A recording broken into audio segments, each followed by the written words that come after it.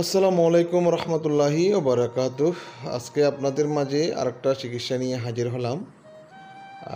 আসলে এই চিকিৎসাটা হচ্ছে একটা ছোট বাচ্চার, যার বয়স শুধু এখনও মাত্র 3 বছর। তো এত ছোট অবস্থায় দাঁত নষ্ট করে ফেলাটা খুবই কষ্টসাধ্যের ব্যাপার, বিশেষ করে যাদের বয়স খুবই কম, যারা 3 বছর 4 বছর অবস্থায় দাঁত নষ্ট করে ফেলে। ওই দাঁতগুলো আসলে ডাক্তার কাছে নিয়ে গিয়ে চিকিৎসা করা খুবই ঝামেলা হয়ে পড়ে। বাচ্চা অনেক কান্নাকাটি করে, পাশাপাশি বাচ্চাকে কাজ করতে খুব কষ্ট হয়।